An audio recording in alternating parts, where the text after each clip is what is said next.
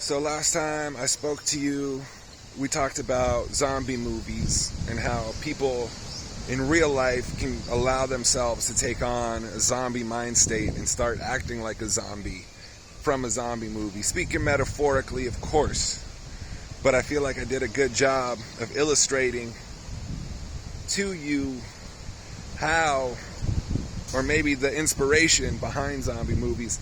Today, I'm going to do the same thing, but we're talking about fantasy movies with witches and wizards and trolls and magic. Specifically magical spells that get cast in these movies. Because what happens anytime one of the characters in a fantasy movie casts a spell? What's a spell? What is it? What does it do? A spell is when the magical character creates a specific sequence of words that have an effect on the physical world around them. You know, they say something and then something floats away, or lightning shoots out of their little sticks. And you know, that's a fantasy movie interpretation, but I see all the time that words have an effect on us physically, don't they? Don't they? It's kind of easy to see. It's real simple when you open your eyes. You see you see something online you don't like, somebody makes a comment that upsets you. What happens when you get upset, or somebody says something mean to you? Somebody says something that makes you feel bad about yourself. What's happening when that occurs? They've constructed a sequence of words that made you angry. What happens when you're angry?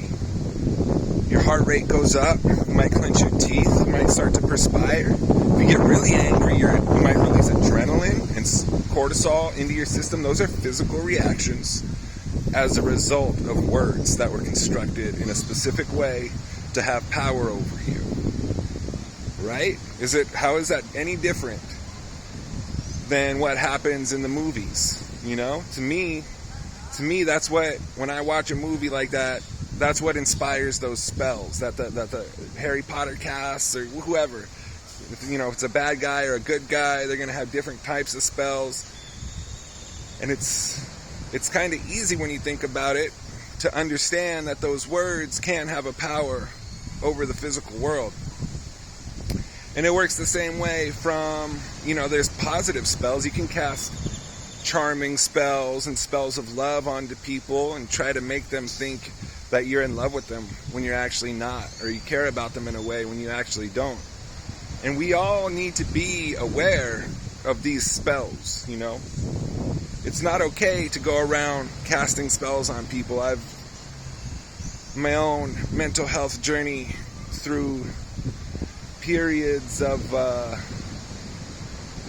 was basically a troll. It made me feel better about myself knowing that I could create hatred inside of people or anger inside of people. It made me feel more significant about who I really was, even though I was basically just a piece of shit. And I was casting spells on people and making them angry, making them feel certain types of ways, trying to make them feel like I was better than them at whatever the situation was. It's basically a troll. I lived to make people miserable. Made me feel better about myself. So, maybe it's from that perspective that I see this. And I want to communicate it to you, because it was not okay to do that. And I'm not asking for forgiveness or redemption in any type of way. But what I am asking for is for you to open your minds and open your eyes and not allow yourselves to become victims of trolls and witches and these types of people who want to construct their words very specifically to manipulate a physical reaction out of you. It's not okay, right? It's not okay for these people to do this, but sometimes they don't even understand that they're doing it to you. So really, you got to protect yourself from those spells. And that's what happens in the fantasy movies, right? It's not about destroying the people who cast spells on you. It's about yourself making you stronger, making yourself stronger as a person so you can resist the spells that the trolls and the witches of the world put on you. Because they're always going to exist, no matter what. You know, this world, we don't take care of each other like we're supposed to. There's people who've been through very hard times, and those hard times affect their feelings towards the world around them. So it's a loser's game to try to make all those people stop. It's never going to work. What has to happen is you have to make yourself too powerful for those spells to have an effect on you. And it's not, and it could be anybody. It could be your boyfriend, your girlfriend. Maybe they don't have your best interest at heart. Or maybe that's what they were taught that love is, and they don't truly understand pure love. And you gotta not allow yourself to be manipulated. Sometimes it's a salesman. Salesmen are very good at casting spells. Politicians are good at casting spells. The more power you give to somebody, the greater ability they have to cast a spell on you. You know, sometimes you go see it. Not all doctors are created equal. Not all doctors, some doctors just want to make money. So you can't put too much faith into these people. You got to do your own due diligence. You got to find out which doctors are trying to convince you of certain things that don't make sense to you, or get second opinions from other doctors. You can't just let one person dictate to you what has to happen in your life. That's a spell. You're under a spell when that happens. It's anything. Whatever you want, whatever metaphor you want to have. It could be anybody can cast the spell, and it's more about the importance you put into them and the strength that you allow them to have that allows you to fall victim to their spell. Sometimes they cast charming spells on you, and they want you to like them even though they know that they're a bad person, or they know that they want to manipulate you somehow. You know, it's not always an anger spell. I used to cast anger spells on people. That made me feel better about myself. If I could make you angry, that made me feel more important. That made me feel powerful.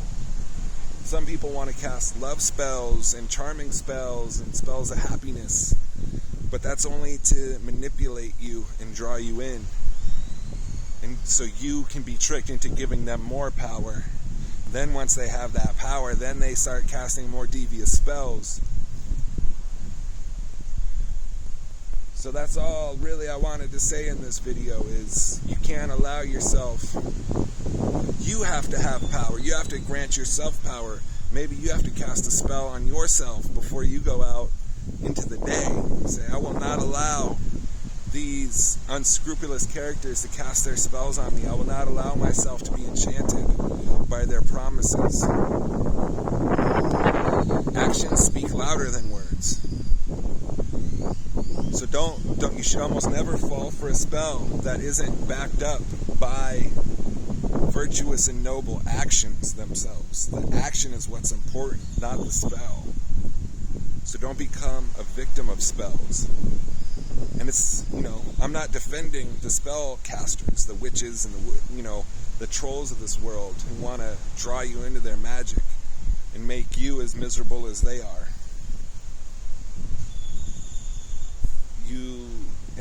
The trolls in the movies, they're always ugly. The witches are always ugly. That's a metaphor that the movie creator and the fantasy writer gives you, so you can have a visual cue, and it makes the movie more understandable and easier to watch. But we don't have that benefit in the real world. The trolls and witches are indistinguishable from anybody else. You have to find another way to judge if this person truly has my best interest at heart. And if somebody's casting spells of anger on you, you cannot allow that to take over your own mind. You You got to break their spells. You got to be more powerful than them. And it's really not that hard. Once you start understanding that, it makes it a lot easier. You don't let the spells overpower you. You have to be more powerful than the spellbinders. You have to have greater mental strength to see through their magic. And once you do that, they become powerless to you. And it's easier for you to notice them, and you can start seeing them from a distance. You get better at noticing the traits of these trolls and witches and wizards who want to take over you and have power over your mind. Because that's what's happening. They have power over your mind when you allow yourself to fall victim to their spells. And it's on you. They're always going to exist and they're always going to be around, so it's on you. They masquerade as your friends, and you might work with them, your co-workers, your boss, your customers, your doctor, your lawyer. They may not have your best interest at heart, and it's up to you to find those people. That's your journey in life, is to find the people who truly mean you to be prosperous and happy and healthy in this life. Because nobody else is going to do it for you. So avoid the spellcasters, avoid the wizards, the witches, break their spells, build your mind up so you can notice the spellcasters when they're around you and they mean you harm.